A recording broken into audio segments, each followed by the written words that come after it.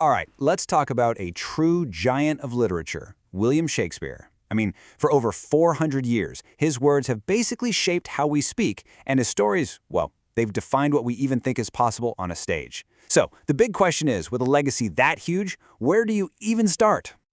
Okay, how about we start with just the sheer amount of work he produced? We're talking 39 plays, 154 sonnets, and 4 long poems. I mean, just the volume alone it's mind-boggling. This is what cemented him not just as a great writer for his time, but, a voice for all time. And you've got to understand, this wasn't just some English thing. Shakespeare's genius went completely global. His stories about love and loss and ambition, they've crossed every single border. They've been adapted into who knows how many cultures, creating a legacy that is honestly just unparalleled. So, how in the world are we going to tackle a giant like this? Well, we're going to break it down, piece by piece. We'll kick things off with the Shakespeare phenomenon itself, then jump into his work as a poet.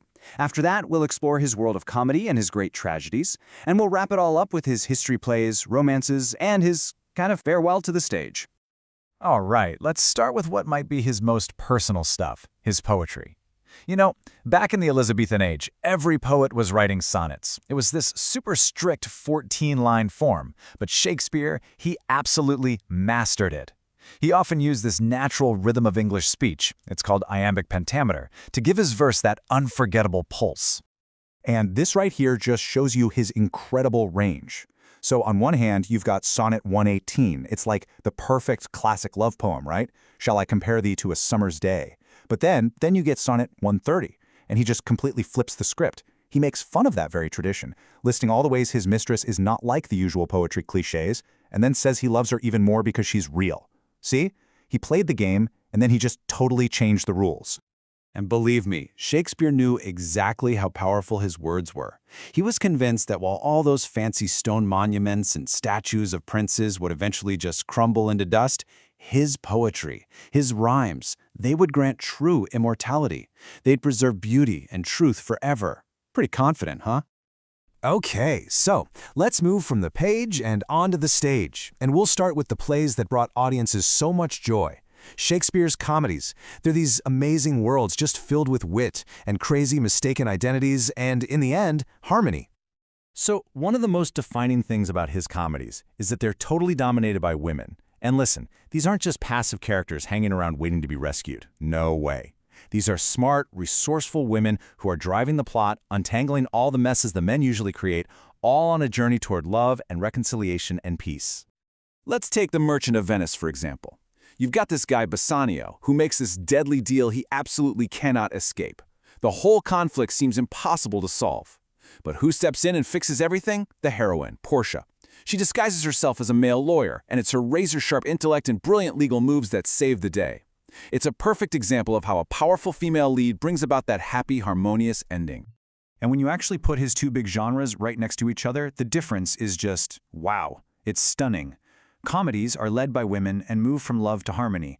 Tragedies, driven by men, and they spiral from destruction into total bloodshed. This split right here, it's basically the key to his entire dramatic universe. And now we step into that other half of his world. The dark, the chaotic, and the completely unforgettable realm of Shakespearean tragedy. Yeah, the whole idea here is pretty simple and, honestly, brutal. Unlike the comedies, the tragedies are all about men, and their worlds are just consumed by murder, revenge, and total destruction. The stage, which in a comedy ends with a wedding, here, it often ends literally littered with bodies. So, back in the early 20th century, this critic, A.C. Bradley, he identified what he called the 4 great tragedies. These are like the absolute peak of the form: Hamlet, Othello, King Lear, and Macbeth. Each one is just a masterful, harrowing look at a great man's catastrophic downfall. And right at the very heart of these plays is this deep, profound, internal conflict. That famous line from Hamlet, "to be or not to be," it's not just a famous quote, It is the essence of tragedy. It's a character trapped in an impossible dilemma, questioning everything: life, death, the morality of what he's about to do. That philosophical depth, that's what makes these plays totally timeless. But Shakespeare wasn't just a one-trick pony with comedy and tragedy. Not at all. He was also a chronicler of his country's past, and, near the end of his career, a master of this whole new, kind of magical type of storytelling. So his history plays, they basically brought the dramatic, turbulent lives of English kings and queens right onto the public stage. He took figures like the villainous Richard III and the conflicted Henry IV and turned them into these complex, compelling characters. He was, in a way, shaping how generations of people saw their own national story. And you know what's funny? Out of these super serious political dramas, one of his most beloved characters ever was born, Sir John Falstaff. He's this larger-than-life, witty, wine-loving knight who just became the comic soul of the Henry IV plays. I mean, audiences could not get enough of this guy. Falstaff got so popular that, well, the story goes that Queen Elizabeth I herself ordered Shakespeare to write a whole new play just to see Falstaff in love. Think about that. That's the kind of star power this character had. But Shakespeare's creativity, it didn't stop there. So as his career started to wind down, Shakespeare began to experiment a bit. He started creating this new genre that we now call the romances. And these plays, they're not purely tragic or purely comedic. They're this really cool magical blend of both. You get lost princesses, enchanted islands, all sorts of fantastical stuff. His very last play that he wrote all by himself, The Tempest, is really considered the greatest of his romances. The whole story centers on this powerful magician, Prospero, who controls all the spirits on an enchanted island to get justice against the people who wronged him. And this is where the play gets really poignant and kind of personal. A lot of critics look at Prospero, the master magician who controls this whole world and creates these amazing illusions, and they see him as a metaphor for Shakespeare himself, the master playwright controlling the world of the stage. So when you get to the end of the play and Prospero breaks his staff and gives up all his magic, it's widely seen as Shakespeare himself, the ultimate playwright, taking one last bow and saying goodbye to the magical art of theater.